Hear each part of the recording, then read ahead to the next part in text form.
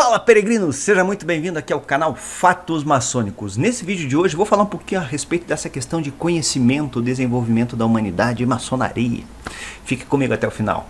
Eu me chamo Luiz Miller, sou mestre maçom e faço parte da Ordem Maçônica Universal.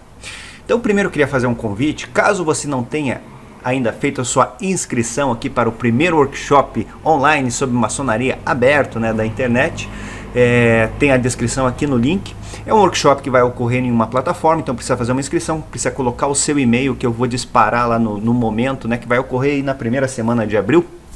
Eu vou disparar o link para você ter acesso a esse workshop. São algumas aulas ali que vão ser dadas, certo? A respeito de uma temática interessantíssima sobre maçonaria, sobre esse tema e sobre fatos, na verdade, também, Eu vou pegar um pouquinho de algumas questões metafísicas, de origem, desenvolvimento, estrutura do homem, enfim. Para fazer parte desse movimento, que é o primeiro movimento, e é uma promoção aqui do canal Fatos Maçônicos, é só colocar o seu e-mail ali, vai ser direcionado, fica tranquilo, e é aberto, não precisa ser maçom, é para pesquisadores, pessoas que querem entender, mesmo maçons, querem entender mais essa questão, e também pessoas que querem desenvolver e entender melhor esse assunto que é a maçonaria, o que envolve toda essa temática, E o que envolve essa temática, obviamente, eu já falei em vídeos passados, sobre as questões dos sistemas, de você conhecer, que eu acho uma coisa interessante, sabe? Você às vezes entra em algum tipo de instituição, qualquer ela que seja, certo? O que é interessante você observar? A estrutura, qual é o fim daquela instituição, sendo uma ordem iniciática, sendo uma corrente metafísica ou sendo uma ordem religiosa. Muitas pessoas são levadas muitas vezes sem conhecer, Daí, a partir do momento que vão conhecendo mais as entranhas, as diretrizes, as constituições, os regimentos e todo o regramento, na verdade, dessas instituições, às vezes não concordam com alguma coisa e acabam vazando. Então é importante, antes de se optar por alguma coisa, realmente saber do que se trata, qual que é o fim daquilo, qual que é a metodologia aplicada. E é uma coisa razoável, certo? Se você vai disponibilizar o seu tempo, inclusive, sobre estudo, porque tudo isso denota estudo. Mas falando disso daí, olha que interessante, Eu tava, na verdade, qual que é a situação? Eu estava dando uma olhada em alguns manuscritos antigos lá de William Shaw, as antigas obrigações, William Shaw. Eu até já fiz um pequeno preâmbulo aí, um vídeo que eu falei sobre o templo interno, que foi uma iniciativa escocesa dele, Mas resumindo, ele era um mestre de obras, desculpe, era um mestre de obras lá do rei James VI, e vivia na Escócia, Então tem uma história bem interessante, E isso era em 1598, foi os primeiros estatutos de Shaw, e em 1599. Então você veja, olha como é interessante, Porque nós temos 1600 praticamente, e 1717, pelo que a gente entende de questões oficiais, apesar de controvérsias, que houve assim a estruturação da ordem maçônica. E daí você para e pensa nisso, mas isso é emblemático, Nós temos um grande problema com essa questão de maçonaria, justamente porque foi um movimento que acabou ocorrendo assim, em vários e vários países, muito tempo atrás, antes da questão oficial. Então você veja, já existia, se você fizer uma pesquisa aí rápida na internet, sobre o William Shaw, por exemplo, sobre os seus estatutos, e como que era mais ou menos, se começar a aprofundar, faça em inglês a pesquisa que você acha material mais robusto.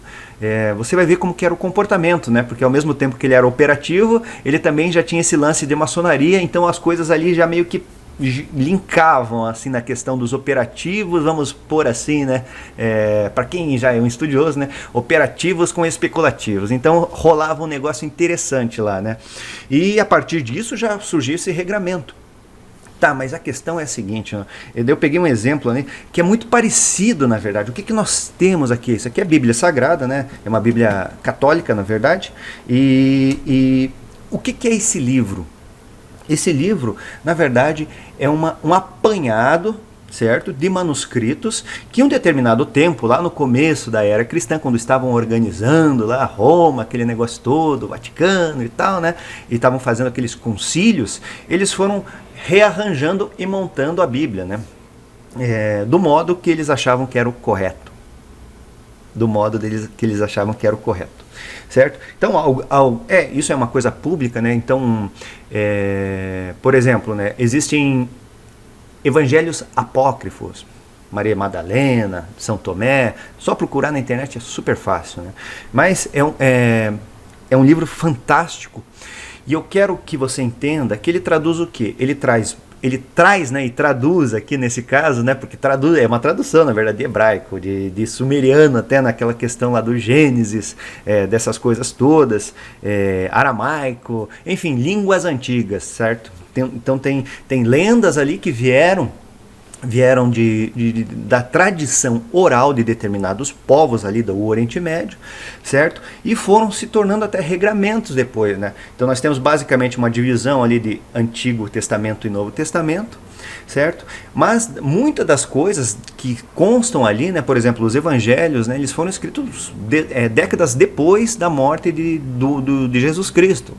Então isso são fatos, na verdade são fatos, né? São visões ali dos apóstolos, né? Que acabou se tornando o Novo Testamento. Tá, então são questões factuais aqui que eu estou falando com relação à Bíblia, certo? E com relação a esse desenvolvimento que faz parte da nossa cultura aqui do Brasil, né? Na maçonaria é muito igual, sabe, essa questão, né? E ali é um pouco mais amplo, assim, no que tange a jurisdição de onde estavam ocorrendo essas coisas, porque era um movimento que ocorria, por exemplo, ao mesmo tempo. Eu ainda tenho que fazer um vídeo sobre a maçonaria na Alemanha. Olha, é contemporânea ali com essas questões da Escócia, né? Século XIV, por exemplo. Então a gente já tem século XIII, já temos algumas coisas aí a respeito da maçonaria ocorrendo em outros países, não somente na Inglaterra. E como é que acontecia isso, né? Eu acho interessante, né? Porque a maçonaria nesses países também, pela pouca documentação que a gente tem, e pelo modo que eles iam operando e as coisas aconteceram, e depois aconteceram de forma oficial na Inglaterra, né? Que são as instruções, por exemplo, o formato que os rituais aconteciam, né? O ritual é o meio, né, de se promover a reunião, vamos por assim. Ele tem algumas peculiaridades o que a gente chama de iniciação, né? Ai, me fugiu a palavra, tô ficando velha. Mas quando vem uma pessoa, né, e para fazer parte da ordem, ele passa por um processo de iniciação que é um procedimento, certo, dentro da reunião. E a reunião a gente chama de rito, né? É o modus operandi. Então, quem eram os maçons, né, objetivamente naquela ocasião, né? Eram pessoas que, ao contrário de que muitos pensam, né, a maçonaria domina o mundo, são os poderosos. Na verdade não, eram feitos por trabalhadores e quase que a grande maioria dessas pessoas eram ignorantes, no sentido de analfabetos, melhor falando, né? Não que sejam ignorantes, mas eram analfabetos, não sabiam ler. Então surgiram uma série de técnicas, certo? Que você veja como essa questão da construção é um lance interessante, né? Da construção do ser eu estou falando.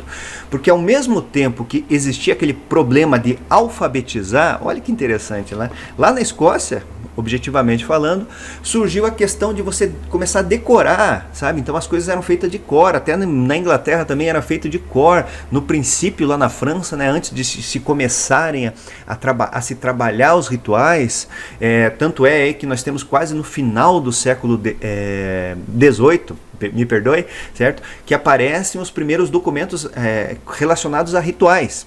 Enquanto na Inglaterra, lá já em 1730, já existia uma documentação. Então, como que era o povo naquela ocasião, né? Era o povo, assim, a grande massa não sabia ler nem escrever. Certo? Então, para fazer parte da ordem, muitos faziam parte da ordem, eles tinham que decorar os procedimentos. E isso é uma coisa interessante, muito interessante, né? Porque o que acontece, né? Você vai decorando, mas você vai recebendo influências. E isso teve um impacto muito peculiar na questão do desenvolvimento de ritos, certo? Então, o que acontece? Nós temos hoje, com relação a essa base de conhecimento, justamente essa questão que é a essência, que é levar e trazer o conhecimento da construção do ser, né, que é o, vamos pôr assim, a pedra fundamental da maçonaria, mas nós temos esses dois modos, assim, que seria o modo da escrita, do ritual, né, que daí aí é o fato interessante, porque a partir da escrita, a gente tem uma base até para entender o que acontecia nesses séculos atrás. Mas muitas das culturas, e propriamente até mesmo esses rituais, tiveram um impacto muito grande com relação à cultura e o entendimento e o que eles estavam fazendo naquelas ocasiões. Então você veja, a questão do conhecimento, ela tem esses dois aspectos, essas duas correntes que nós podemos pontuar. A questão, vamos dizer, documental, certo? Como aqui, por exemplo, né, que tem os documentos, né, constam algumas coisas, mas tem muitas questões que são baseadas em lendas, em questões de cultura, né, porque nós temos os primeiros livros aqui, perdão, que falam a respeito de regramento, ordenamento, como era o povo judeu, por exemplo, né? Então é interessante ter esse tipo de ponto de vista e entender essa questão, né? E procurar, obviamente, né, diferente da questão religiosa, a maçonaria, como eu sempre falo aqui, é uma instituição, é uma ordem iniciática e tem por premissa a liberdade de pensamento. Então, existe a questão da especulação, né, que é a pesquisa e tal, né, mais aprofundada, a meditação sobre o assunto e o entendimento. E você pode concordar ou não. Então, essa é a diferença, né? Essa é a diferença. Então, basicamente é isso, né? O conhecimento se perpetua através de documentação histórica, que muitas e muitas vezes teve essa influência pesadíssima da cultura, né? E documentação. Justamente, e como surgiu isso, né? Poucas pessoas, né? Você lembra, se você conhece um pouquinho da história, né? Tinha um escriba lá do faraó, lá no Egito Antigo, né? Muito antigamente, quando existia a época dos faraós. Então era um cargo lá que tinha um determinado cidadão que sabia desenhar os hieroglifos, né? E deixar registrado. Então é interessante, né? Interessante justamente essa questão. E aí, a partir desse momento que existia alguém especial fazer isso, você entende que a grande maioria, observa, né, que a grande maioria das culturas e do povo, né? O povo veio se desenvolvendo, o ser humano veio se desenvolvendo e a escrita veio muito depois. Então é isso, nesse vídeo de hoje são mais e mais dúvidas na verdade, mas são fatores, assim, fatos para se fazer refletir. Pô, eu tô com um determinado livro aqui, mas da onde veio essa raiz, certo? Será que veio de uma raiz oral? Um ordenamento, ele veio de uma raiz escrita, mas o que os caras que estavam escrevendo isso estavam pensando, né? Quais eram os objetivos dessas pessoas que de repente montaram determinado material? Quem eram essas pessoas? Então é importante essa questão da pesquisa com base em entendimento no conhecimento, porque conhecimento é tudo. Nesse vídeo de hoje eu vou ficando por aqui, convido mais uma vez você a fazer parte do primeiro workshop da maçonaria online aqui, promovida pelo canal Fatos Maçônicos, é só fazer inscrição. Beleza? Espero você no meu próximo vídeo e um forte abraço!